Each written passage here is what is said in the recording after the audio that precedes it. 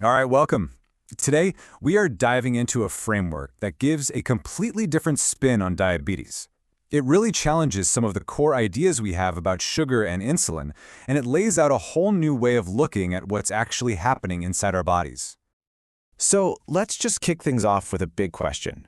We're always told that diabetes is a problem of having too much of something, right? Usually too much sugar.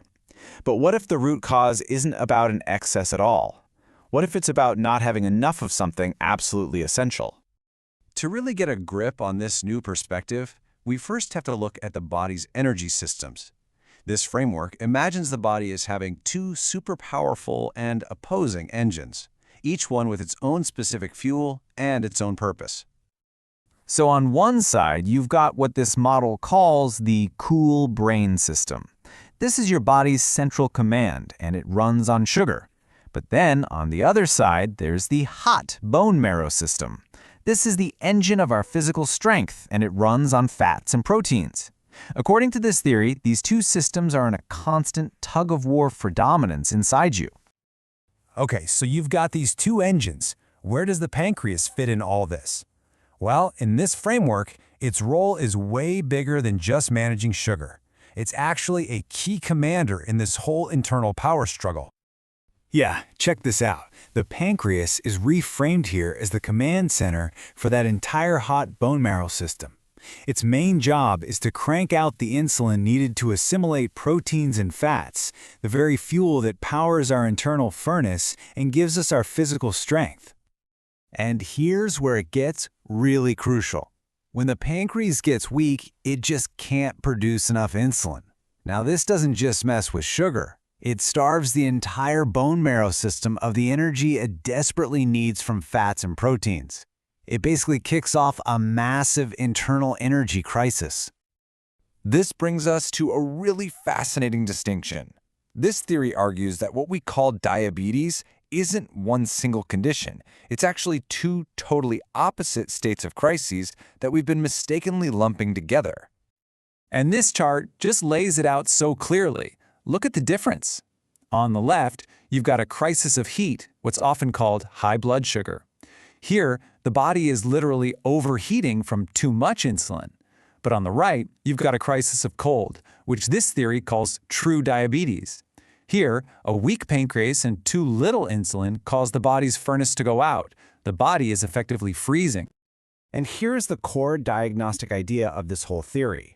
According to this framework, you only have true diabetes when sugar shows up in the urine. This isn't just seen as some random symptom, but as a direct signal that the body is so cold, it's actively trying to throw away sugar, a coolant it simply cannot use anymore. So if a weak pancreas is the real root of the problem for this true diabetes, how do you strengthen it? Well, the answer, according to this framework, isn't found in a pharmacy. It's found in taste. The source material calls the pancreas a warehouse of spicy essence. Now, that's not just some poetic line.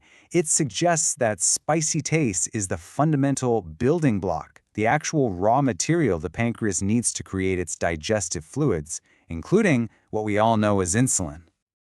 So foods like the ones you see here, onion, garlic, ginger, pepper, they aren't just flavorings in this model. They are considered the direct fuel for the pancreas. They provide the raw materials it needs to produce enough insulin to properly process proteins and fats for that hungry bone marrow system. And when your diet is missing this spicy fuel, the pancreas weakens. A key sign of this, according to the sources, is a drop in your body temperature. Once it falls below 35.5 degrees Celsius, it's a signal that the pancreas is failing and the body is sliding into that cold crisis of type 1 diabetes. But for every force in this system, there's always an opposing one. If spicy taste builds the pancreas up, another taste is said to actively tear it right back down. And the sources are really direct about this. Bitter taste is presented as a poison to the pancreas. It's said to fight against and gradually destroy insulin, with the theory pointing a finger specifically at bitter-tasting antibiotics as a major cause of what it calls type 1 diabetes. You can just picture this battlefield in the small intestine. On one side, Bitter taste from bile or certain foods is directly fighting insulin. While insulin is trying to fuel the hot marrow system, that bitter taste is working to deplete the pancreatic fluid, weakening the whole system.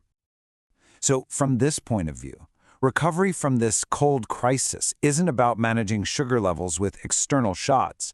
It's all about healing and refueling the pancreas itself so it can get back to doing its job properly. And the path to recovery that this framework proposes is honestly remarkably straightforward. First, you nourish the pancreas by consistently eating those spicy, pungent foods. Second, you avoid its poisons by completely staying away from bitter and sour tastes. And the ultimate goal? To restore that perfect 50-50 energy balance between the hot and cool systems.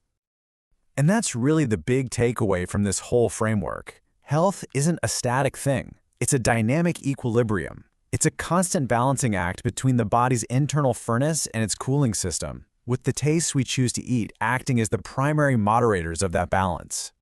And that leaves us with one final question to think about. This theory suggests our bodies are constantly sending us clear signals through our cravings, our core temperature, even the color of our urine. The question is, in our modern world, have we forgotten how to listen?